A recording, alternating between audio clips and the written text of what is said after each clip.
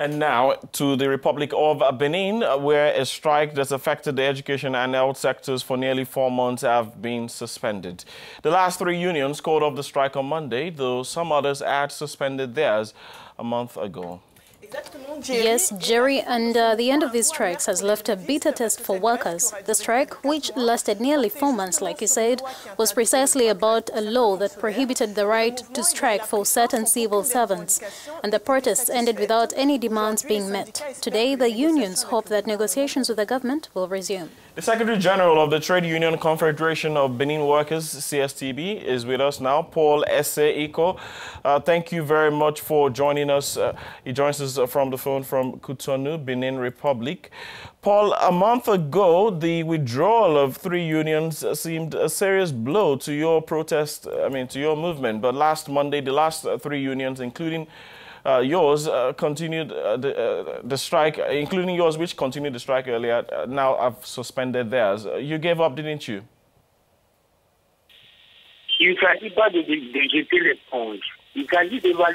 It's not about throwing in the towel. It's a question of assessing the situation as it stands today in the face of the government's inflexibility. Faced with the fact that the demands were not satisfied in relation to the fact that the situation persists, the 3 main confederations appreciated the situation, and so that a strike has begun at the CSTB since November, and for other confederations since January. It's the first time that the strike lasted so long without the government giving a satisfactory response. It's a workers' victory because, for once, the government has rushed and urged its members of parliament to pass a law banning the right to strike for magistrates and health workers. It's a repressive act, but the struggle for and the pressure of workers meant it was rejected by court on condition.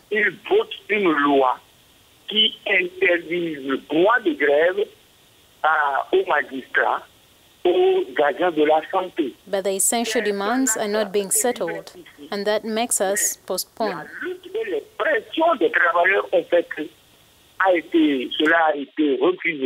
À la Cour constitutionnelle, mais les revendications essentielles n'étant pas données, eh bien, ça fait rendez-vous pour la prochaine fois.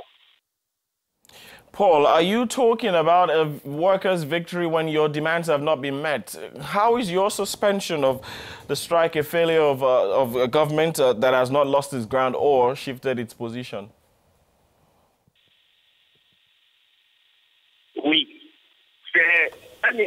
Yes, it's a failure for government because democracy recognizes the right to strike, recognizes trade union freedoms in all countries, and not to satisfy demands during more than 3 months of strike. It's a failure for the government. Then the workers' victory remains because the workers resisted and want to defend their demands, and especially the freedom of association and democratic freedoms. It's a victory that the workers' conscience has reached this level. So soon, certainly, there will be much more contacts ahead.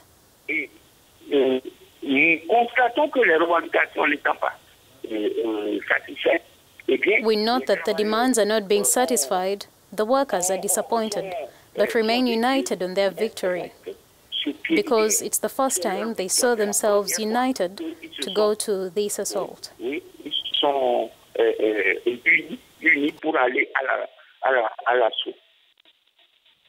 So are you ready to return to the bargaining table if the government invites you to do so?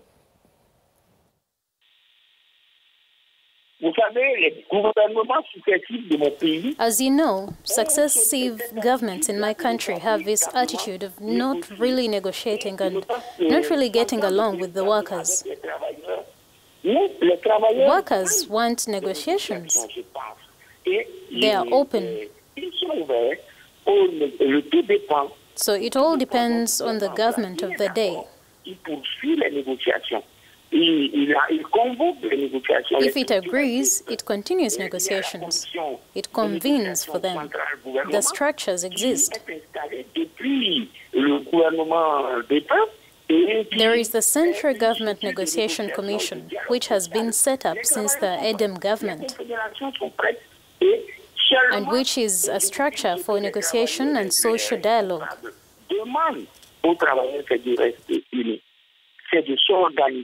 The workers are ready. These confederations are ready. But today, the leaders are asking the workers to remain united, to organize themselves better, so that next time we can get into a more rigorous way and obtain satisfactory demands. Well, we can only hope that the situation improves. Paul, I'd like to thank you for speaking with us this morning.